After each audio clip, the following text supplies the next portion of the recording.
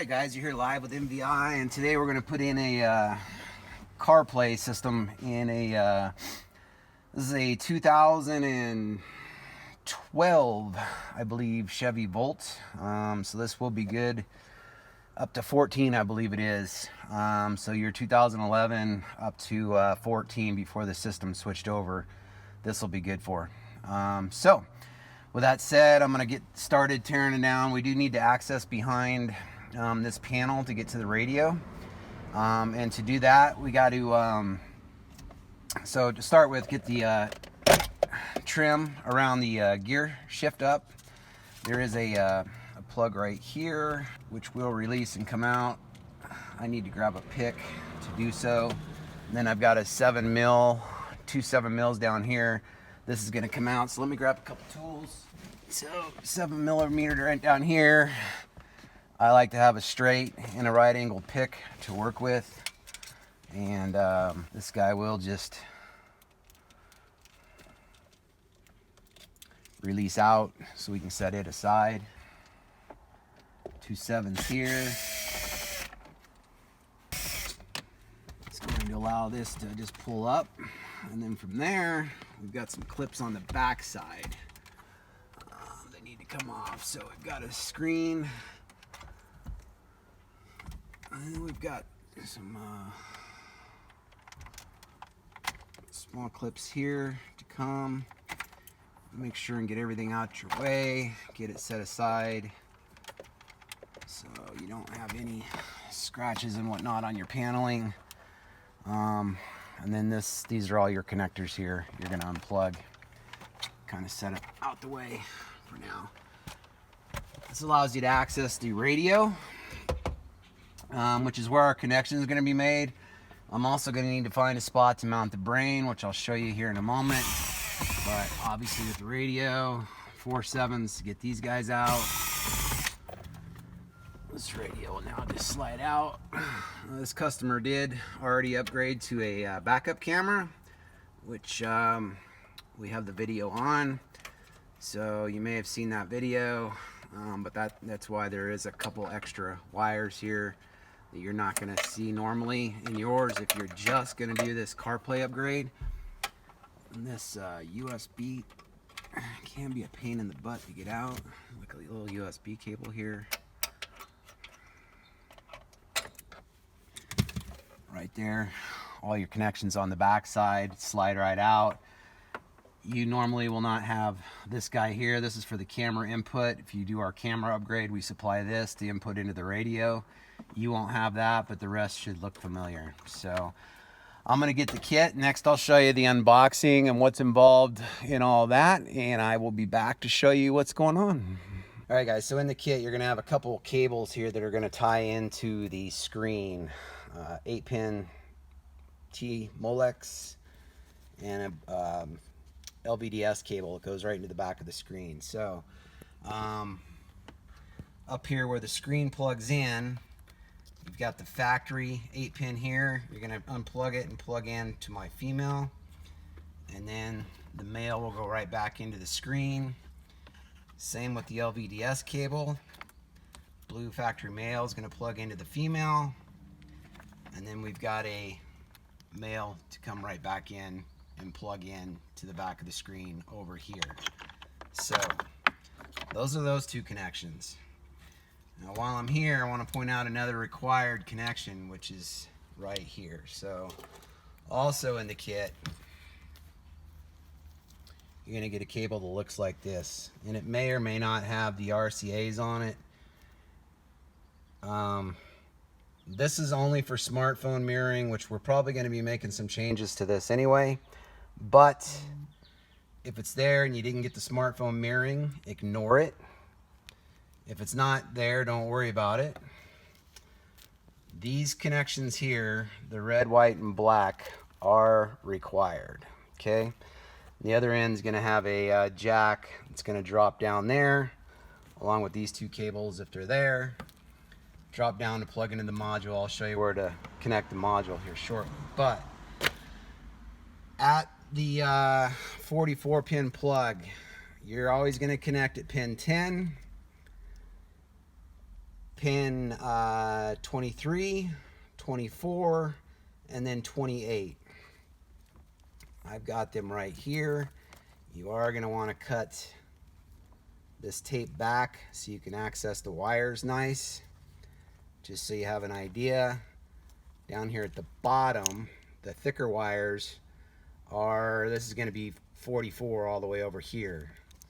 So up here, top left, if you're looking at the back of the plug, small wires is 1, all the way over is 14, back over and down would be 15, over is 28. So you're always going to connect to pin 28 here. It's typically always going to be a green wire, okay? And that's going to connect to my lead, which does have a label on it saying to go to pin 28. You just can't see it where it's at. I think I cut it off, but it does have that on there. And then you've got labeled 10, 24, and 23 on the black. Those will be your labels there. So again, since this is 14, you can just count over backwards to the right, and that's going to be number 10. Directly below those two are going to be 23 and 24. So it's important you count these right, and if you pull these back, you can kind of see where all the wires go into the same little grouping right there. So that's kind of how you know where to be. But again, having a hard time doing this with one hand. Over here, 1, count over 14, 15, all the way over 28. That's how you can count them accordingly. Now, typically I do try to send a chart that looks like this, and it will have some highlights here, so that'll help you remember. And then I've also got an instruction sheet that'll come with it that's also got that in there as well. So these are required connections. It's the best I can do on this video today for that, but that's how you count the wires. Instructions also got a good breakdown of it, and again, I usually try and get that sheet in there highlighted as well. You want to drop those down that way. Same with all those cables there. There's only one place to mount the module, which is down in that direction. I'll point that out later. And then there's one more connection for USB, which I'll go over here in a moment as well. All right, option 1 for the USB port. I added one pretty much directly below the factory. Not a whole lot of options on this Volt console. And just so you know, if this is what you want to go through, the console pretty much has to come out. You got to access the bottom of it and come through a second panel there. And then I've got it secured nice along here where it'll drop up front and drop into where the module's located. All right, so I'm going to point out the mic. That's where you're going to want to place it, right up there. Stick it to the windshield, route the wire across. This guy did need to come down to make it easier. It just pulls down, and that is tight, just FYI. There's just clips in there holding it. Then you can tuck the wire up there after you secure it. Get the wire tucked up there. You can even, I put a little piece of tape up there on the back side. Right over here is a 7mm behind this panel. I went ahead and put it back together because of time. Then this guy will pop off and out. You're going to want to remove this side panel here, which it's easy to kind of pull this weather stripping off. You can kind of see the wire routed through here. And then I took the paneling off down here, that airbag. There's a 10mm here and here. That'll pop off. There's a 7 right there. And then 2 more. And then the module I got tucked. So you can kind of see the module right down there. Wires all, it's really the only place for it. Got it sandwiched in between the e-brake cable and the there you can kind of see it right there, guys. And then I got a piece of Velcro on the other side holding it. Then everything plugs in accordingly. You got the mic jack, you got the aux jack for your stereo, LVDS cables, and then the little data box that goes there. This is the data wire going up. Does have a couple little antenna leads, these guys right here. This light's messing with me. These guys don't really do anything. You just need them as close to you as possible to pick up signal to pair to the system. So that's all that's for. And then lastly, I told you there was a second option for USB, and that is right here, guys. So if you don't go all the way down in there, which is what I did, which was a lot of work, showed you that earlier, you can just bring this guy here out and around and kind of have it laying in here to plug into. It's not as clean. There's not a whole lot of other options. You might be able to get creative. If I had more time, I might be able to like possibly stick it to the side here or something. That could be an option there as well.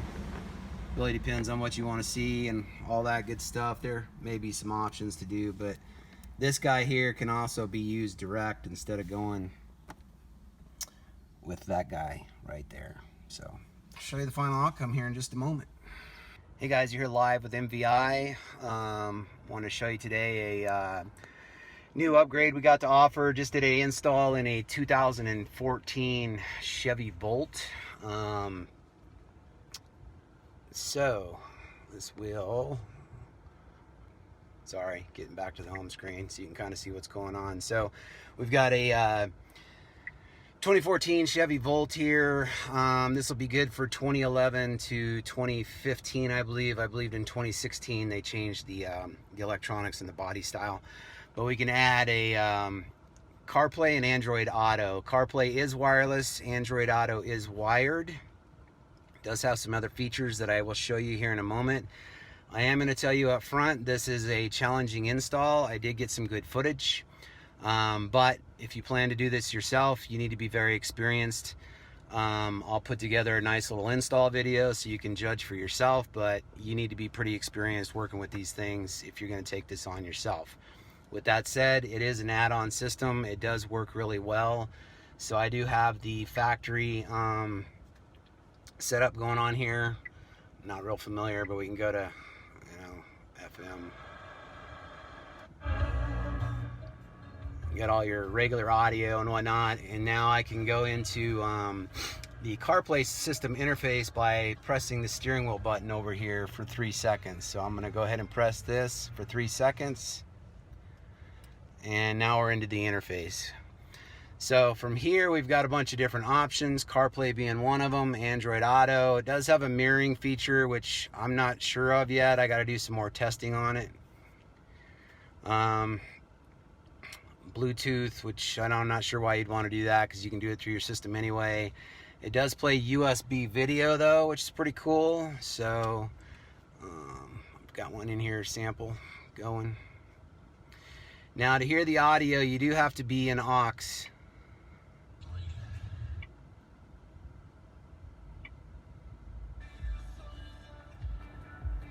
So that'll get you the audio going for the video. So if you're in CarPlay and or Android Auto, to hear the audio from your phone, turn-by-turn directions or music from your phone, you're gonna have to be on the aux circuit. There does need to be a dummy plug plugged into the center console right here, which is in the kit. That is required. Then you set the source to aux up here. And then you've got your audio coming through the speakers like you normally would. So this is the USB video. You can skip tracks. You can fast forward by doing that. So pretty cool stuff. Go back out to the main screen. We got some settings here, which I'm not going to go into, but I will show you the CarPlay portion of it. So we go into here. This is wireless. So I do have my phone paired to it. It is wireless. I've got full control of it right here. So just like your normal CarPlay stuff, we can go back out to the home screen, back into CarPlay, do our music from here.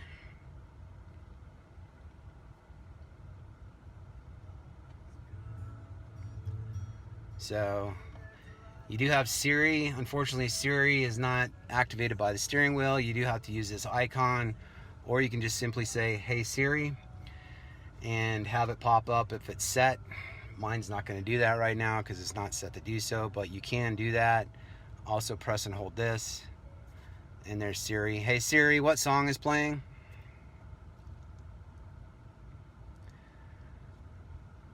I'm in a horrible area of data right now, which is, well, she just said, "Hey, they're Delilah by Plain White Tees." There you go. I'm in a bad data spot right now, and that's why Siri's not really working that well. Comes with an external microphone, which I recommend mounting right up here behind the rear view mirror. Picks up nice. It's out of the way. Doesn't look intrusive. Route the wire over, down, and then into the module. That's all part of the install as well. And I think that about covers everything except for Android Auto. I'm not going to be able to show you that. Well, I might be able to. Let me see what I can do here. So let me see if I can do this real quick without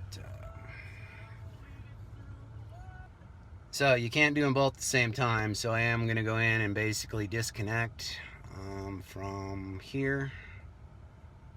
So I'm just going to shut that off for now. Make sure I just did that right. And it's trying to connect again, which it won't be able to. So now we're going to we will try Android Auto real quick. Android Auto does have to plug in. This does come with its own separate USB port as well, which I've got mounted here in the center armrest of this vehicle. Looks nice and factory. I am working ways to try and retain that factory port, but it's going to take a lot of work and a lot more money. And here we go. It's connecting to Android Auto. Hopefully this works like it should.